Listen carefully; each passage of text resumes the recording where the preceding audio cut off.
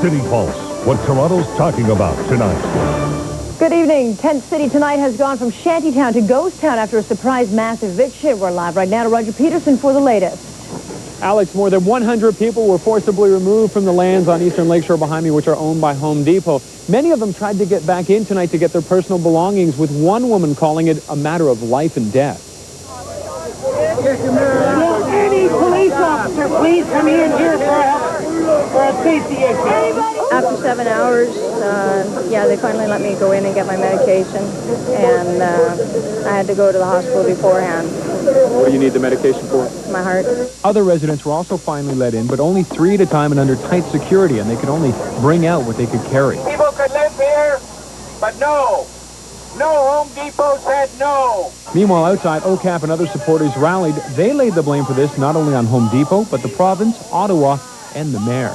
Mel Lastman is a culprit because he refused the people on this site proper housing. Well, the eviction started at 10:30 this morning. It wasn't until 8 tonight that the city finally decided to what to do with the 100 or so people from Tent City. The city invoked its critical incident response protocol, opening up the Wood Green Community Center here to the people, and they'll either be staying here at hotels for the next 2 nights, but after that, nobody knows.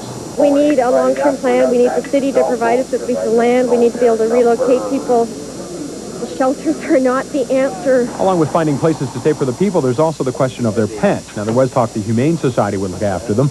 The other question, what to do with the campers many people were living in and desperately need. I need a camper to sleep in with my husband here for my baby.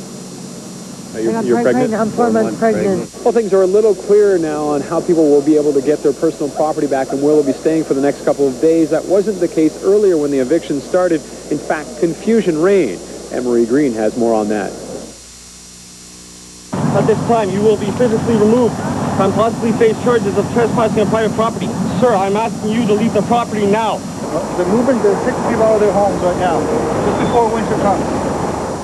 They should have come in and gave us at least a 48-hour notice saying, leave.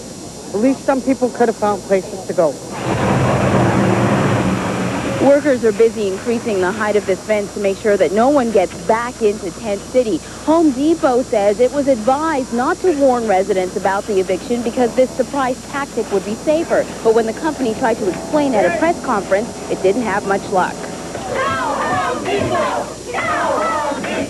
Tent City residents and their supporters filed into the Holiday Inn where the press conference was scheduled. Home Depot canceled, but representatives did speak to us later. What we've discovered is that there's significant ongoing criminal activity on the site, and there are a number of other things like the unsafe shelters that are potential fire hazards. Residents here on the property have about a month to pick up what they can and take it with them. Home Depot says this land will be tested, gravel will be put down, and lighting put up. And as for anything left on the property, well, they're not quite sure what they're going to do with it. From Tent City, I'm Anne-Marie Green for City Pulse tonight. And the death of Tent City triggered a march on City Hall, still recovering tonight from the onslaught by angry squatters and activists.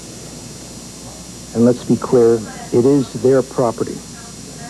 Home Depot has the right, as you or I, to have trespassers removed off their property, and they exercised that right today.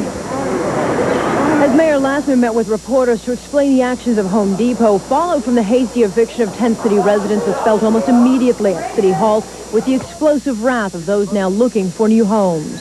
Where's Lastman? There's 100 more people out in the street. During the news conference, the mayor was quick to point out the reputation Tent City gives to Toronto, saying it's ugly and it's not the way our city should be portrayed. However, he would only say these comments to reporters, refusing to meet with those who accuse him of forcing them back on the street. Unable to find the mayor, squatters moved into council, hoping maybe answers would be there. I've gone everywhere, and I don't know where to go.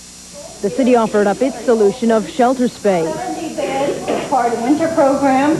We have already put in place an additional 40 beds. They're not all at Seton House. The solutions are an option most of Tent City will not buy into, saying it doesn't fix the problem.